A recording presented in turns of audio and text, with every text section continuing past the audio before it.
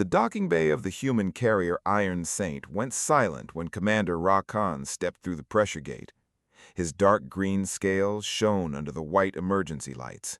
Behind him came his soldiers, tall, armed, and proud. But no one cared about them. Everyone was staring at the creature behind him. It was called a Kravok. The monster was almost 20 feet tall. Black armor covered its body like living metal. 4 heavy arms hung at its sides. Each claw looked strong enough to tear open a shuttle. Its breath shook the floor. Purple saliva fell from its mouth and burned small smoking holes into the deck. Captain Elias Grant stood on the upper platform with his officers. His face stayed calm, but his hand tightened around the railing. Rakan lifted his chin. "Humans, your resistance ends now. This beast has broken armies. It has eaten soldiers before their kings. One order from me, and your crew will finally understand fear." The Kravok opened its mouth and released a deep growl. The bay lights trembled. Most people stepped back. One person did not. Near the cargo lift, Chief Engineer Mara Vale was pulling a portable fusion cooker across the floor. Her gray jumpsuit was stained with grease. Her tool belt hung from her waist. Her dark hair was tied badly behind her head, like she had done it during an alarm. She stopped when she saw the Kravok. Then she looked at the cooker. Then she looked at the beast again. Captain Grant closed his eyes. "Mara, no." Mara raised one finger. "Captain, I need to ask something important." Grant opened one eye. "Please do not." She pointed at the creature. "Is this an attack animal, or did someone finally approve my exotic food request?" The whole docking bay froze. Rakan's scales shifted from green to red. "What did she say?" Mara walked closer with professional interest. She scanned the beast from head to claw. Dense outer shell, strong muscle lines, acid glands near the jaw. Difficult but not impossible. The Kravok lowered its head and growled at her. Mara nodded with respect. "Relax, big guy. I am not insulting you. I'm appreciating quality." One human officer coughed to hide a laugh. Another looked ready to faint. Rakan's voice sharpened. "This is not food. This is the deadliest predator in my empire." Mara turned to him. "Those two things can exist at the same time." Captain Grant stepped forward quickly. "Commander, forgive her. She's an engineer. We are still working on her social behavior." "I passed safety training," Grant replied. "You set the simulator on fire. That was useful data." Then the Kravok took one careful step back. That small movement changed everything. The creature brought to scare humanity was now unsure. Mara connected the fusion cooker to a power line. Blue fire glowed inside its chamber. "I'll need 4 hours, 5 if the armor is tougher than it looks." Then her scanner beeped. Mara's smile faded. "That is strange," she whispered. The scan showed something inside the Kravok that had nothing to do with meat.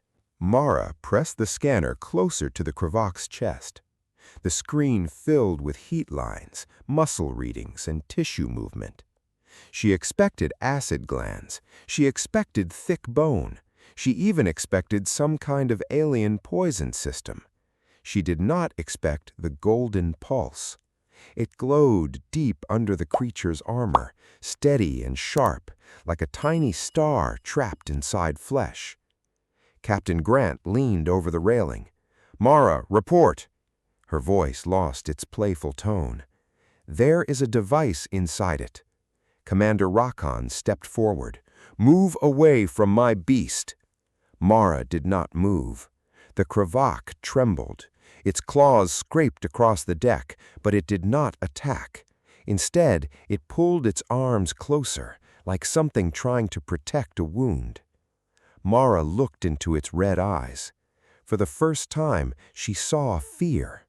Not the fear of a predator, the fear of a prisoner. She turned the scanner toward the captain.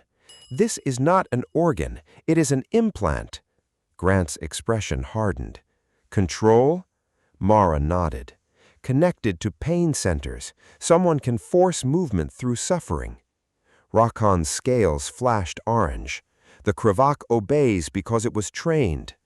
Mara stared at him coldly.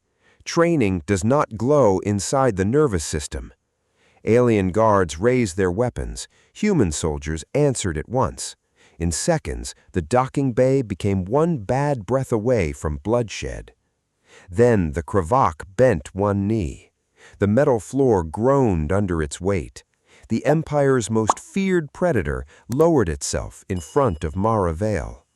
No one spoke. Mara slowly reached for her magnetic cutter.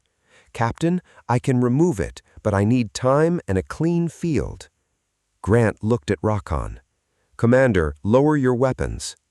Rakan's proud face cracked with confusion. "That creature belongs to my empire." Grant's voice became quiet. "Not on my ship." Mara placed one hand on the Kravok's armor. It shook beneath her palm. "I thought you were just a threat. I was wrong." The scanner crackled. At first it sounded like static. Then a small voice came through. "Please." Every person in the bay went still. Mara looked down at the screen. "Who is this?" The voice was soft, young, and scared. "My name is Leo. They used my memory to make it obey." Rakan stepped back. "Impossible."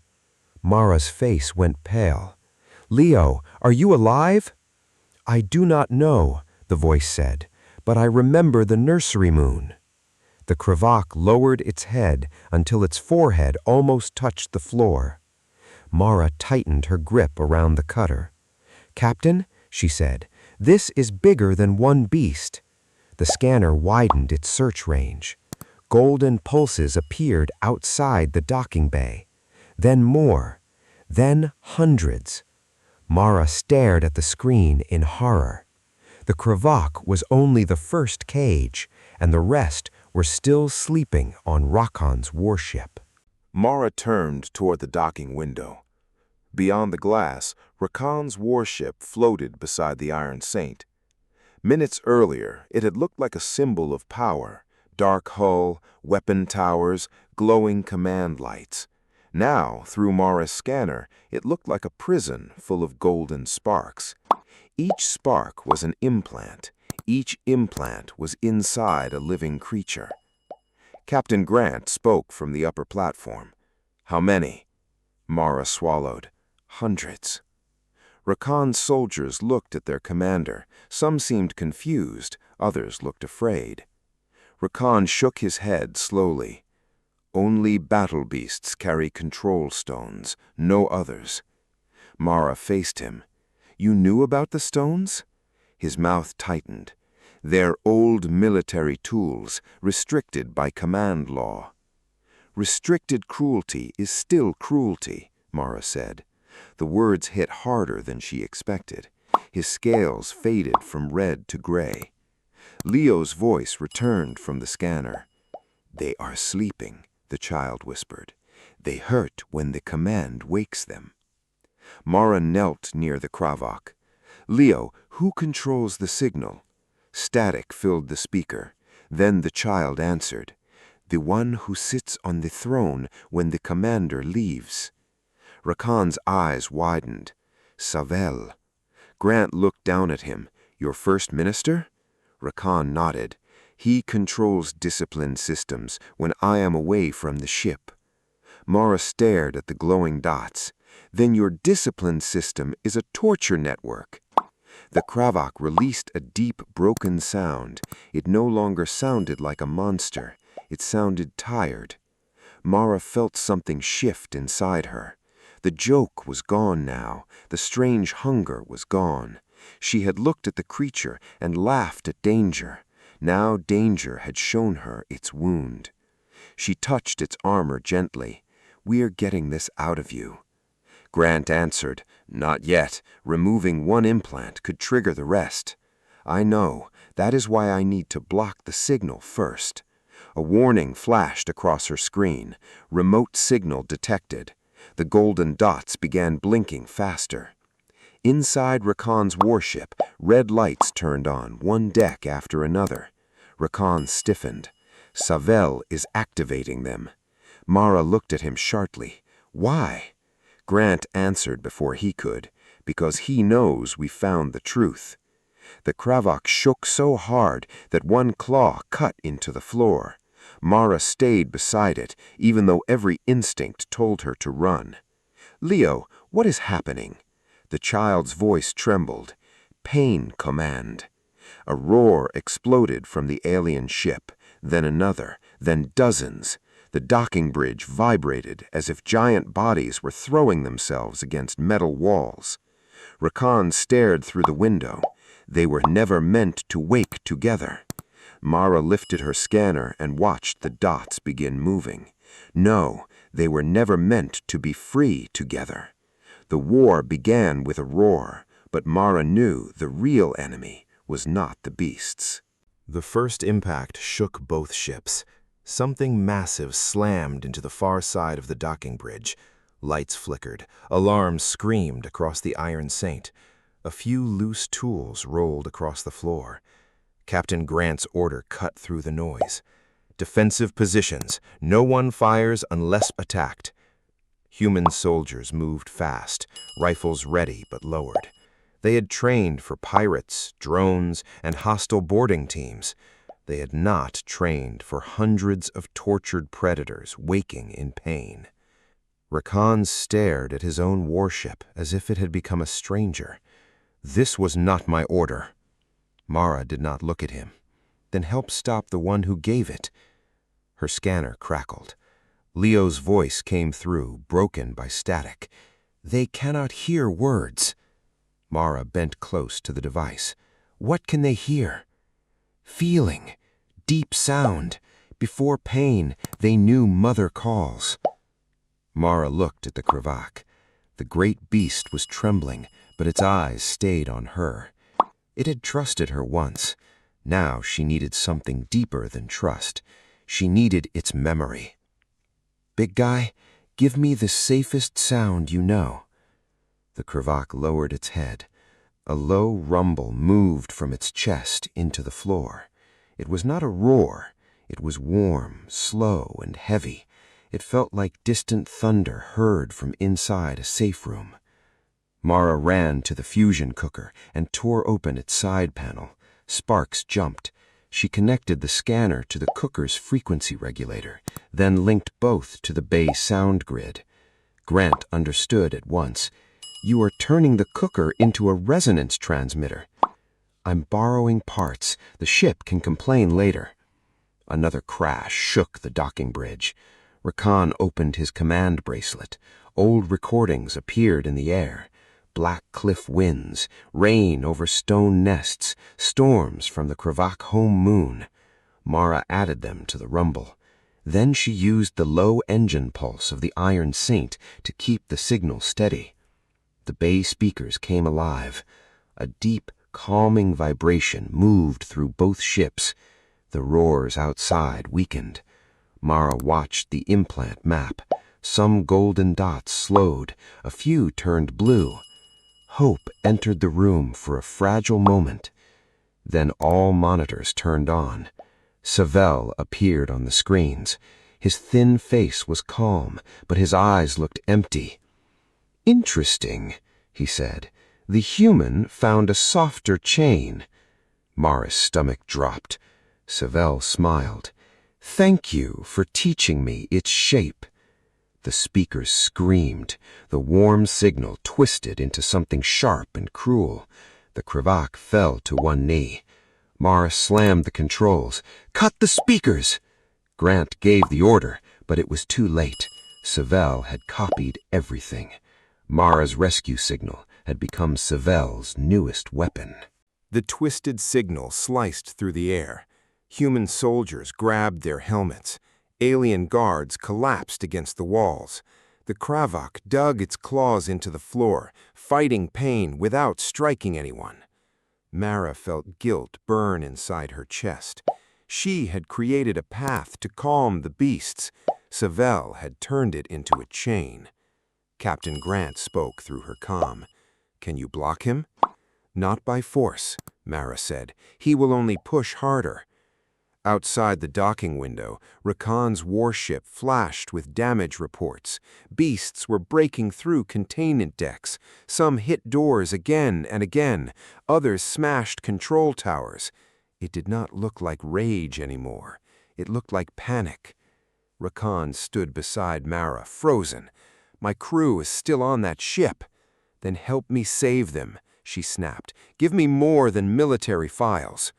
He opened his command bracelet with shaking hands. This time, the images were not battle records.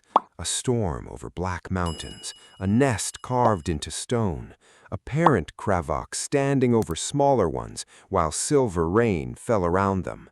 Mara's face softened. They had families. Rakan did not answer.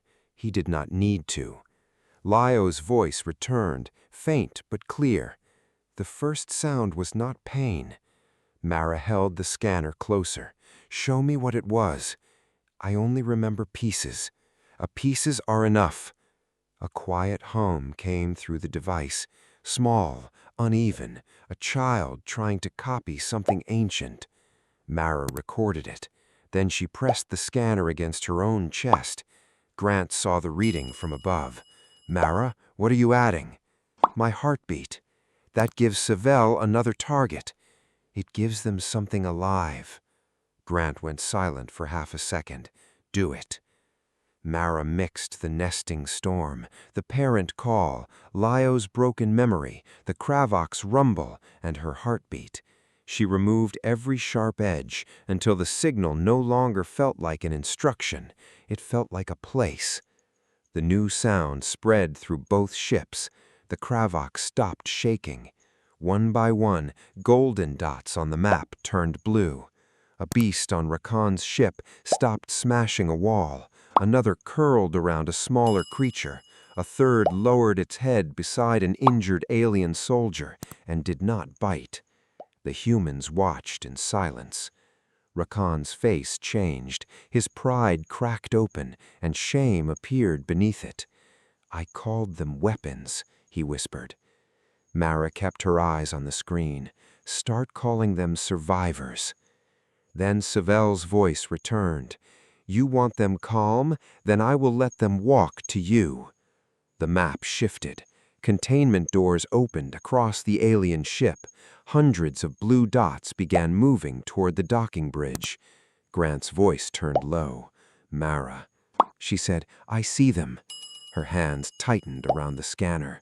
Savell had not released monsters. He had released terrified refugees into the path of a human warship. The first beast reached the docking bridge like a falling building. It slammed into the outer frame, not with anger, but with desperate strength. Its gray armor was cracked. One of its 6 eyes was swollen shut. Blue light moved faintly under its skin. Behind it came others. Some were smaller than the Kravok. Some had plated tails. Some had torn wings. A few carried wounded creatures carefully in their jaws. They did not look like an army. They looked like survivors escaping a fire. Captain Grant studied the bay feed. "They are coming straight at us."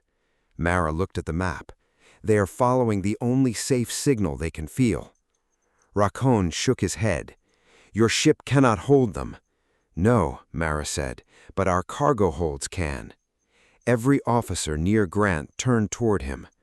Opening the bay meant letting apex predators inside a human vessel. Keeping it shut meant trapping them in the docking bridge until fear returned. Shooting them would give Savell exactly what he wanted, a massacre. Then he could blame the humans, reclaim command, and bury the truth under bodies. Grant took one long breath. Security, lower weapons. Medical teams, sedatives only. Cargo hold 7 becomes a shelter zone. One soldier whispered, "Sir, those things can tear us apart." Grant answered without looking away from the feed. "Then we give them no reason to." Mara turned to the Kravok. "Can you guide them?"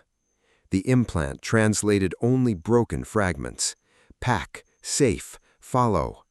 The huge creature stepped toward the sealed doors. Human guards moved aside. Rakan watched silently as the beast he once used as a threat became a guide. The bay doors opened.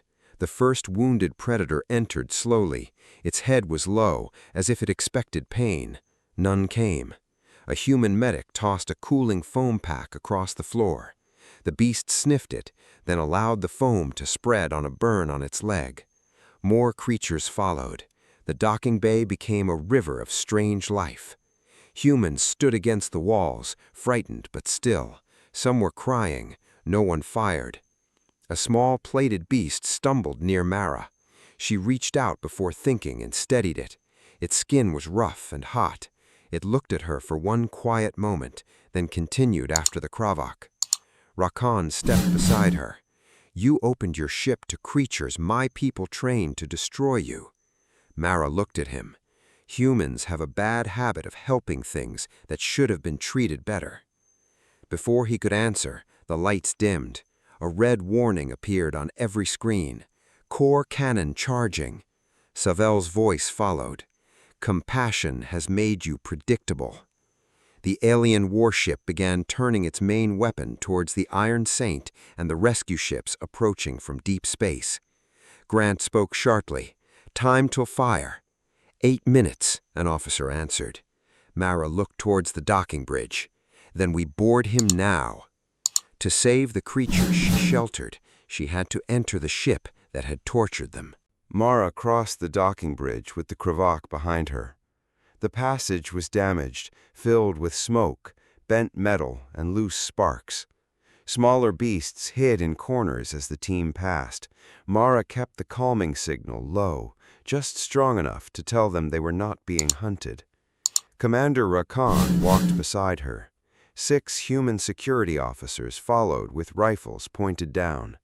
No one trusted the situation. No one had time to wait for trust. Inside the alien warship, the air felt hotter and heavier. The walls were built from dark metal and bone-like supports. Red emergency strips flashed along the floor. Then Mara saw the cages. They lined the corridor in stacked rows. Some were empty. Some had been torn open from inside. Others still held creatures too weak to move. Mara stopped. One small beast pressed its face against the bars. Its eyes were blue from the calming signal, but old scars covered its body. Rakan looked at it, and his scales lost their color. "I never came to this level," he said. Mara's voice was low. "That is not a defense." "I know." The answer surprised her. She glanced at him. He looked older now, less like a conqueror, more like someone who had opened a door in his own home and found a crime waiting behind it. The Kravok placed one claw against the cage.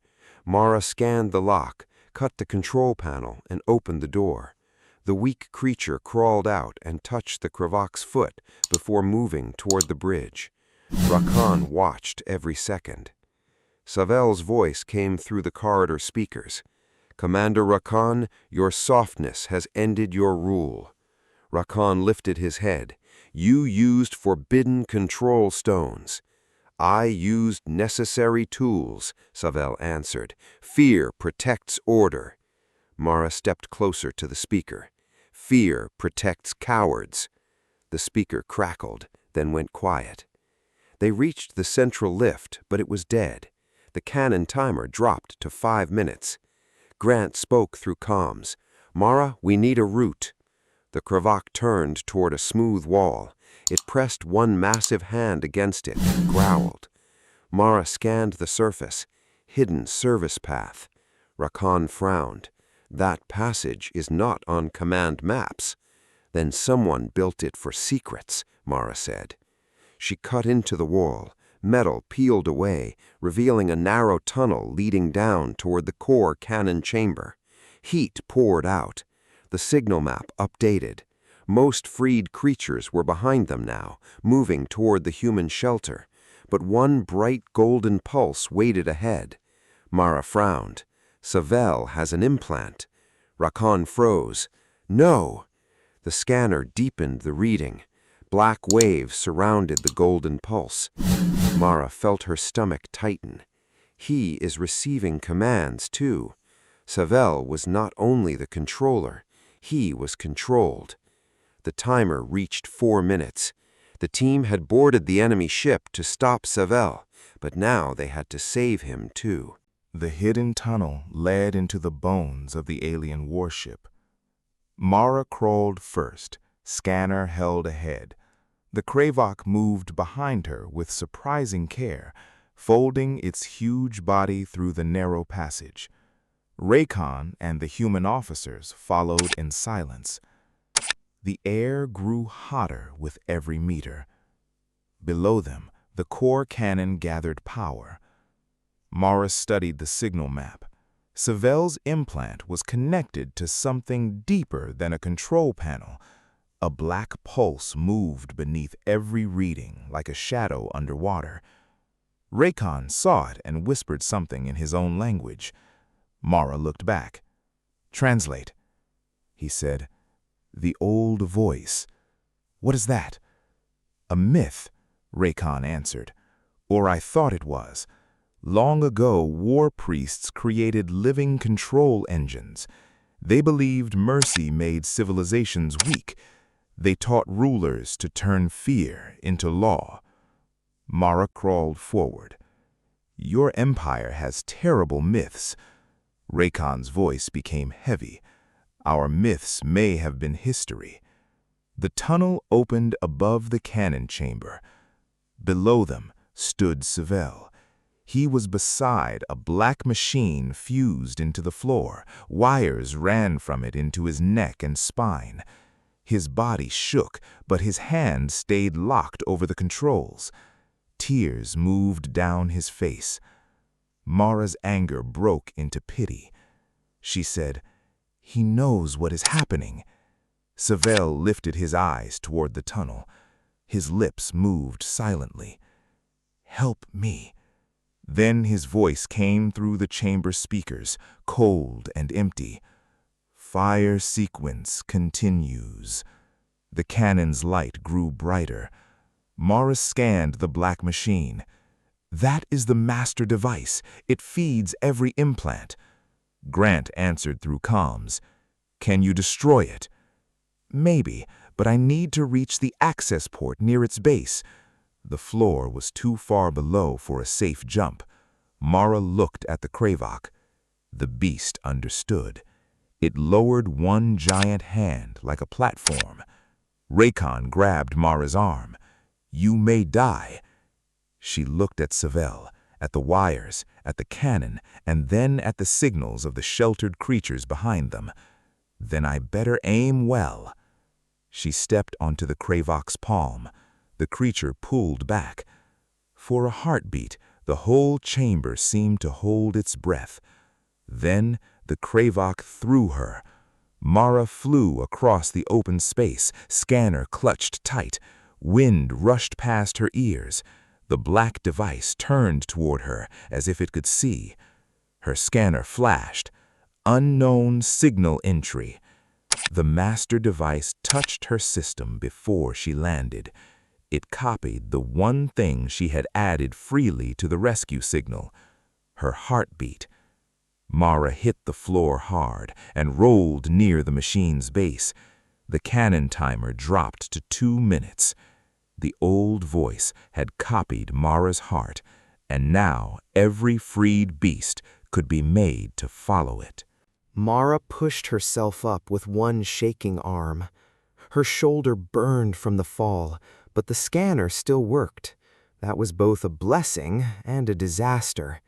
The screen showed her heartbeat spreading through the master device. The black pulse wrapped around it, sharpened it, and sent it outward. Captain Grant shouted through comms, "Mara, the creatures in cargo hold 7 are moving." "Are they attacking?" "No, they are walking in formation." Mara's blood went cold. The old voice had not made them wild. It had made them calm in the wrong way. It was using her heartbeat as a road to obedience. The Kravok landed heavily near the cannon controls. Its eyes flickered from blue to gold. It turned toward the fire switch. Mara staggered forward. "No, that is not you." The beast paused. The master device pulsed again. Its claw moved closer to the control. Rakan dropped from the tunnel with the human officers behind him. He ran to Savell and cut the wires from his neck. Savell fell to the floor with a sharp cry, shaking but awake. "Stop it," Savell gasped. "It speaks inside everything." Mara looked at the master device. It knew commands, it knew pain, it knew how to use fear, but it did not understand choice. She slammed the scanner into the machine's access port. Sparks burst around her hands. The black signal pushed into her system, pulling at her pulse, breath, and memories. Grant's voice tightened. "Mara, disconnect." "No," she said. "I need every channel open." She forced the scanner to broadcast across both ships. Her voice entered cargo holds, corridors, cages, and the cannon chamber. "My name is Mara Vale. You know my heartbeat because I gave it freely. No one owns it. No one owns you." The Kravok's claw stopped above the fire switch. Mara kept speaking, tears rising but not falling. "You were hurt. You were used. They called you weapons because it was easier than admitting you were alive. But alive means you can choose." In cargo hold 7, the creatures stopped walking. One lowered its head. Another stepped back from the sealed door. The small injured beast Mara had helped curled beside a medic instead of following the command. The old voice grew louder, pressing against her skull. "Obey," it hissed through every speaker. Mara whispered back, "Choose." The Kravok's claw slowly pulled away from the fire switch. Its eyes turned blue. The master device shook with rage. Then it changed targets. Mara's scanner flashed a new warning, biological rhythm attack. Her heart skipped. She fell to one knee. Grant shouted her name. Mara pressed a hand to her chest and smiled weakly. "It is scared," she said. The old voice could not control free minds, so it tried to silence the heart that freed them. Mara's heartbeat became uneven. One beat came too late, the next was too weak. Her fingers went numb around the scanner. The master device pulsed faster, feeding the attack through the same link she had opened. Captain Grant's voice was rough with fear. "Mara, pull away now." "I can't," she whispered. "If I break the link, it takes them back." The Kravok turned from the cannon and moved toward her, but black metal panels rose from the floor, blocking its path. Rakan tried to cut through them. Human soldiers fired at the hinges. Nothing opened fast enough. Savell crawled toward Mara, blood running from the wounds in his neck. "It learns resistance," he said. "The harder you fight, the stronger it becomes." Mara forced air into her lungs. Then she stopped pushing. The pain changed. The old voice searched for anger. It found less than before. It searched for fear. It found some, but not enough. It searched for obedience and found nothing it could hold. Mara closed her eyes. She thought of the first moment the Kravok knelt, not as a weapon, but as a prisoner asking without language. She thought of the wounded creatures entering the bay, lowering their heads because they expected cruelty. She thought of Leo, a child's memory trapped inside a machine built by people who called cages security. "Leo," Mara breathed. Static answered. Then the small voice came. "I am here. I need the first safe sound." "The mother call?" "Yes. I do not remember all of it. You do not have to remember alone." For a moment, there was only static. Then Leo hummed. The sound was fragile, but it reached through the open channel. Other memory voices joined, some small, some broken, all carrying pieces of stolen childhood.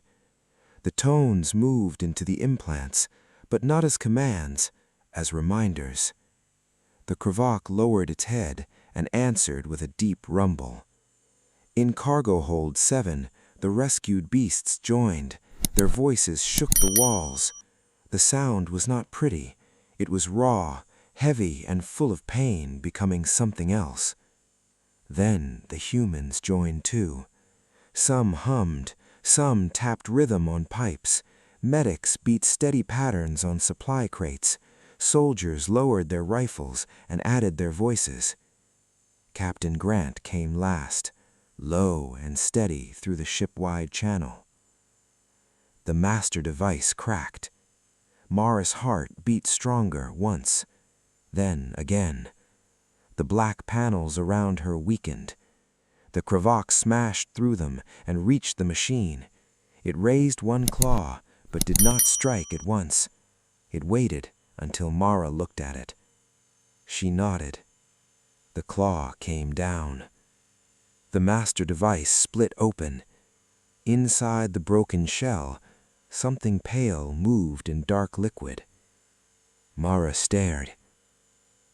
That is not a computer.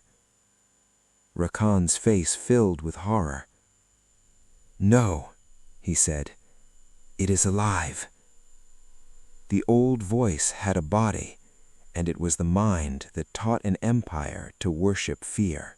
The broken device opened like a wound. Inside a glass chamber floated a living brain, pale and huge, wrapped in silver wires. Dark liquid moved around it. Tiny lights flashed across its surface with every thought.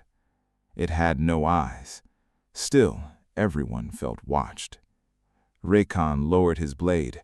That is the first war priest. Savell looked up from the floor. He was supposed to be dead. The brain pulsed.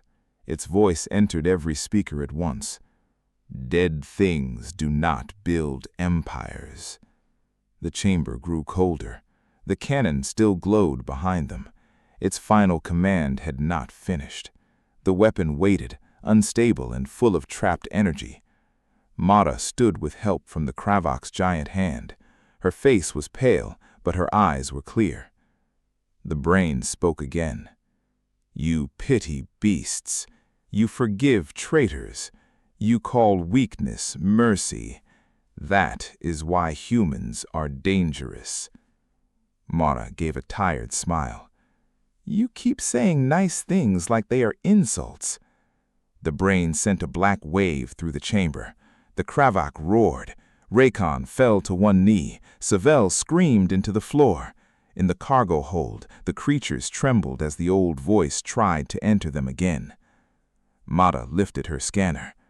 Leo, she said, tell them this is the last cage. The child's voice answered, stronger now. They are listening. The mother call returned. This time, it was not only memory. Living voices from both ships joined it. Beasts, humans, freed prisoners, and wounded alien crew members added sound wherever they stood. Rakan rose slowly. His scales turned gold, not from pride, from courage. He faced the brain. You taught us that control was strength. You made us afraid of anything we could not command. The brain answered with contempt. Without fear, your empire collapses. Rakan looked at the Kravok beside Mara. Then let it collapse into something better. He bowed his head to the creature. I was wrong. You were never my weapon. The Kravok stepped to the glass chamber. It did not attack wildly. It placed one claw against the glass as if judging the weight of the moment. Mara connected her scanner to the cannon core. Everyone, push the signal back through the machine. Grant answered from the Iron Saint. All channels open. The sound grew. It filled corridors, cages, command decks, and cargo holds. It carried grief, anger, apology, and choice. It was everything the old voice could copy, but never understand. The brain screamed. Cracks spread across the glass. The cannon began to overload. Mara shouted, "Now!" The Kravok crushed the chamber. The brain shattered. The black signal vanished. For one breath, both ships were free. Then, the cannon fired. A beam of red energy ripped into space. Grant's voice broke through the comm. "The shot is aimed at Earth's rescue fleet." Mara looked at the display. Impact in 40 seconds. The enemy was dead, but its final command was already flying toward thousands of innocent lives. The cannon beam crossed space like a burning spear. On the display, Earth's rescue fleet appeared as a cluster of blue lights, medical ships, evacuation ships, 2 defense cruisers that had arrived too late to understand the whole disaster. They had 40 seconds. Mara scanned the cannon controls. Most of the system was dead. The shot could not be cancelled. The weapon had fired with the last strength of the old voice. Raycon stood beside her, shaken. "Can we stop it?" "No," Mara said, "but we may be able to bend the remaining energy." Grant came through the comm. "How?"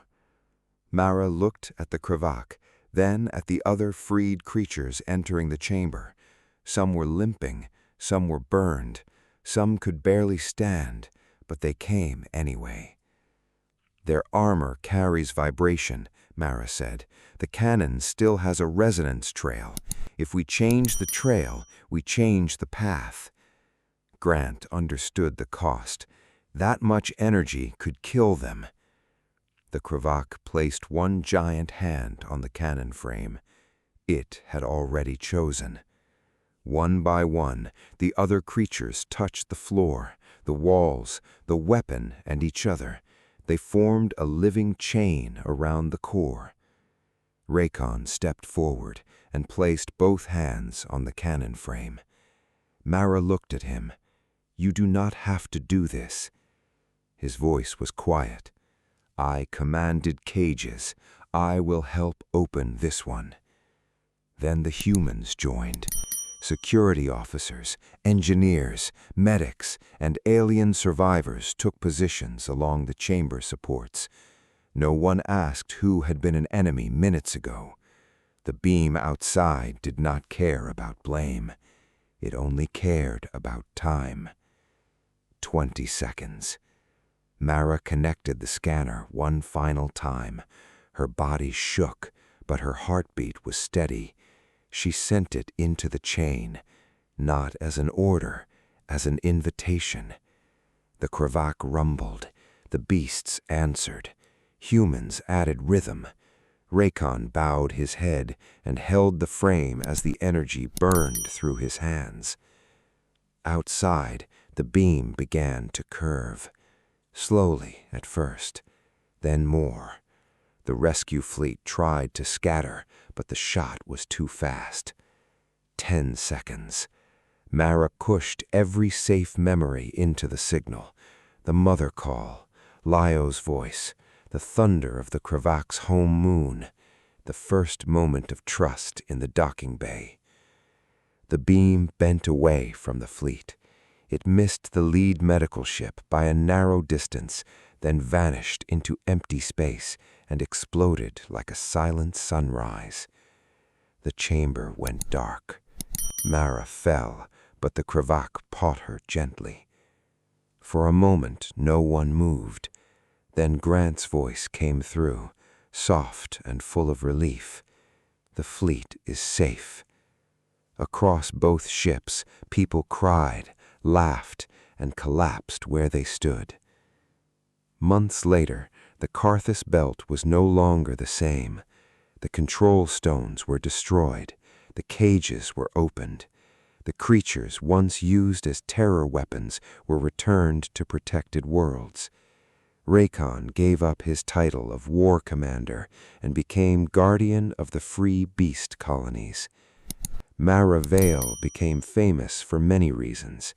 Some remembered that she first looked at the galaxy's deadliest predator and wondered how it would taste. But the better story came after that. She listened. She changed her mind. She helped a monster become a survivor. And from that day forward, whenever an alien empire tried to scare humans with its darkest weapon, humans asked one question first.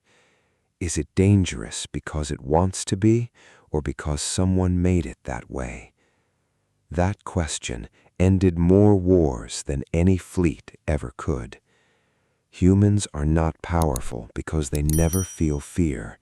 They are powerful because they can face fear, question it, understand it, and choose mercy anyway. May this message strengthen your faith and renew your hope. Thank you for staying until the end. If this touched your heart, like, share, and subscribe to Astro Realms for more uplifting content. May God's blessings overflow in your life. See you soon.